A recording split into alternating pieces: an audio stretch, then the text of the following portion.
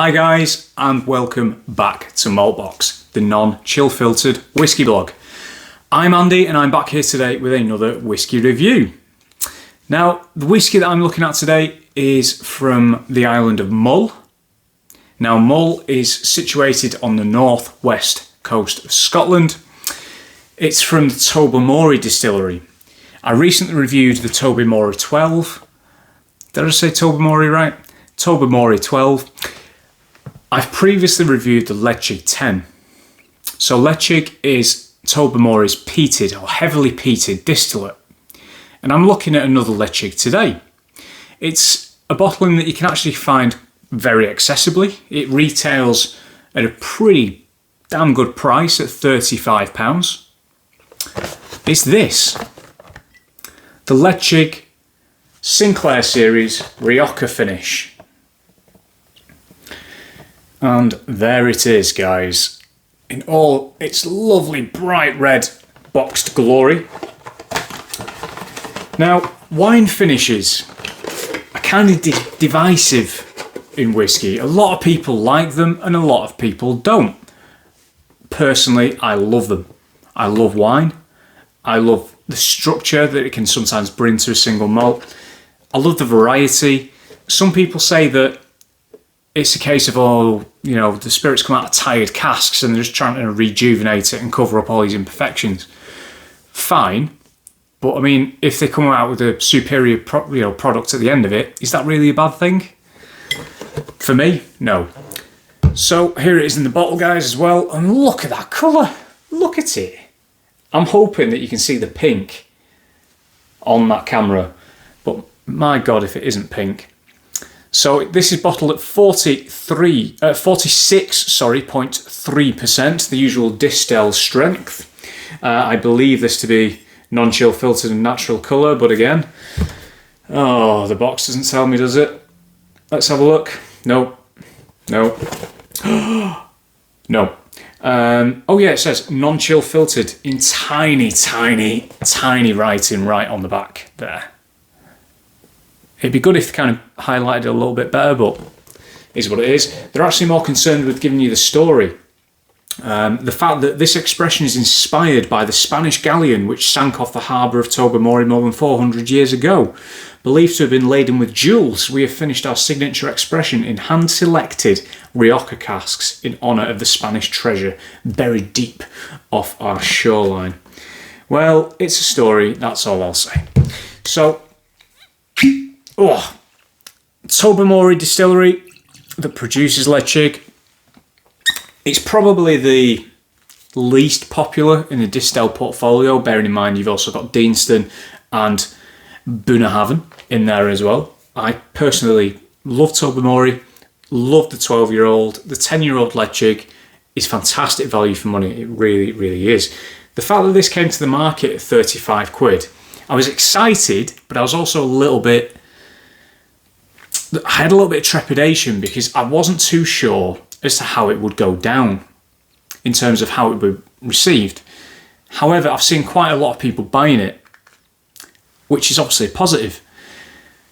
It does have that very modern Scotch whisky approach of focusing on the story, which is all well and good. Stories are nice and everything, but I'd rather just concentrate on the liquid, to be honest.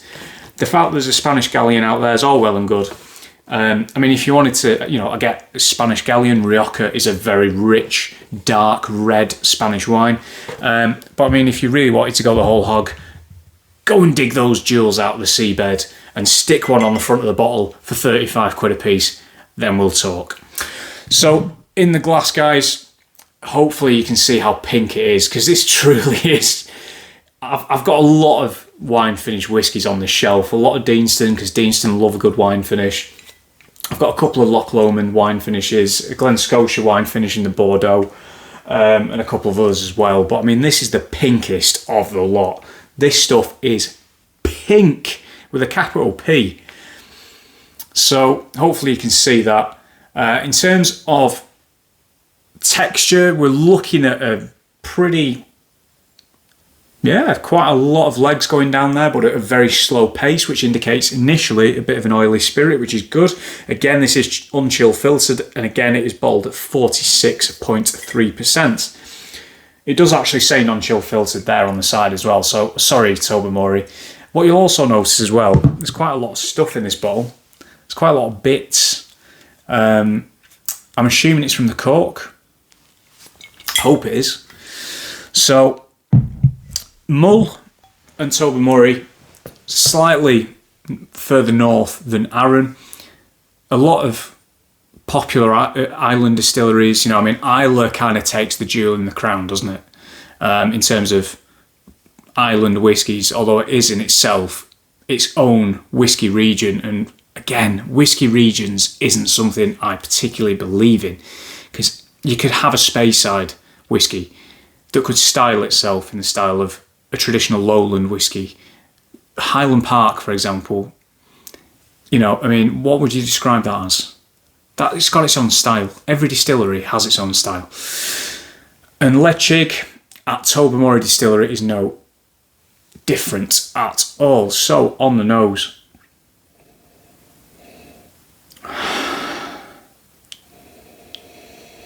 Now straight away for me, the reason I smiled, it still is at its core a standard Ledaig. You've got that lovely kind of oiliness, the dirtiness, the old Land Rover, as I always like to say, and I have done previously. Engine oil, bit of petrol. You've got the peat in there, you've got the iodine sort of flavour. You've got a little bit of lemon. And ultimately what it reminds me of is when if you go to a fishing village and you've got a lot of boats, they're just sort of like starting up their engines and stuff, so you get that kind of fuel in the air. You've got the sea breeze, you've got a little bit of seaweed in there as well, old rope and things, old lobster pots and whatnot.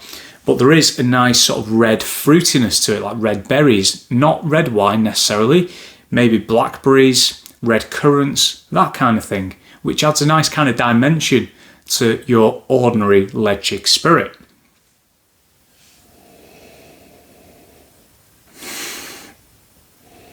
It kind of comes straight away as well. It's really nice. You've got this lovely sweetness across it, but it's not overpowering. It still has enough about it to stand out in its core character. Because again, you've got the peat in there, you've got the smoke. The malt used for Ledaig is actually malted at Port Ellen Maltings on Islay. So it does genuinely almost have an Islay style profile. But it's not an Islay. And there's something about it that you can just tell that it's not an Islay. It is slightly different.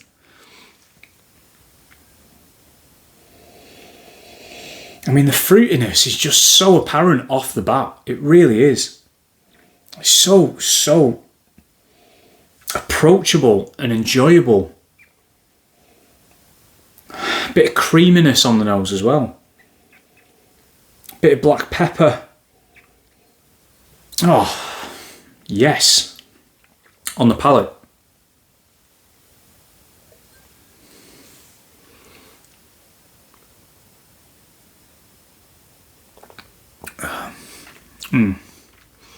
Great texture. And then your mouth dries out. You've got a lovely dry herbaceous smoke peat. You've got a bit of iodine in there again. You've got a tiny bit of TCP. And then the fruitiness comes back. The red fruitiness, the red berry fruitiness. Loganberry, which is a bit less tart than a raspberry, for example. The blackberries are back. Black currant is in there. Red currant, maybe. Red currant jam. All the while, you can just tell that it's still a Ledaig. It's still doing its thing. It's still got its core profile. It's just that wine finish has just added a new dimension to it. My favourite type of Ledaig is either refill cask, just a hogshead, or ex-bourbon. Particularly the refill, because it is Ledaig at its raw best. I just think it shows its dirtiness better. And I love that about it. I love how dirty a Ledaig is. You know when you've been Ledaig'd, basically. A bit like the old days where it used to be. You know when you've been tangoed.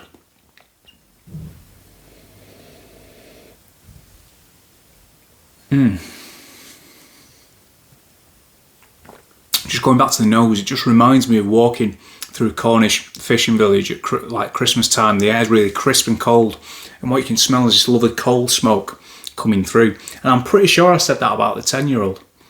I'm actually going to Cornwall next week, and I'm really looking forward to it.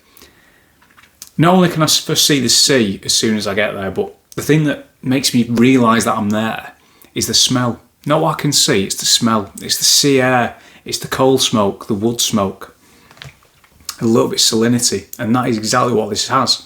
The coal smoke, the wood smoke, the salinity, but again with that red berry fruit. The palate, sweet, sweeter than a lot of Ledaig that I've had before, but again it's not overpowering. It is still herbaceous, smoky, drying, and in a way I think that Rioja finish is added to that dryness coming into the back, because it hits you right at the finish. The finish itself, again, I've already mentioned, quite drying, but it's also still quite sweet. You've still got a little hint of that smoke in there as well, just to see you through. And that carries on. I'm talking, I can still taste the smoke, and I can still feel a little bit of warmth just here. £35, that is a bargain. It really is. It's no age statement. Right, so let's get it out of the way. It's no age statement. Yes, you can get the 10-year-old, probably for a similar price, maybe a little bit more. But this does provide you with something completely different, but at the same time has some of that core Ledaig character for such a good price.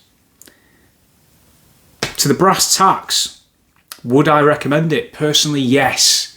If you like wine-finished whiskies, this is a very affordable option. Peated wine finished whiskies, a lot of the time you are limited to Islay. Islay whiskey is expensive. It is, let's face it. Outside of your core range, it's expensive. Ledaig is not expensive by comparison. And when you think that there's less of it because it's the heavily peated version of their core distillate, they've got to make Tobermory as well. It's a great price, 35 quid for this. Would I buy another? Yes. As soon as this is gone, I'm buying another. This is actually very tempting to take down to Cornwall with me next week, because I think this will be a perfect whiskey to have inside, sat at the window, reading a book with the rain hitting the windowsill, just you watching the sea rolling. It's just so warming, rewarding, and yet it's approachable. Yeah, it's a peated whiskey, but it's not going to blow your face off. The red fruit kind of tempers it a little bit, but it still gives you enough to be thinking about. It's constantly moving. So guys, with that in mind, I'm going to box it off. This really was a fantastic dram for the price. I'm on Twitter at Maltbox, Instagram at Maltbox Whisky. If you'd like to subscribe, please feel free to do so. It'd be great to have you along for the ride. Thanks for watching. See you soon.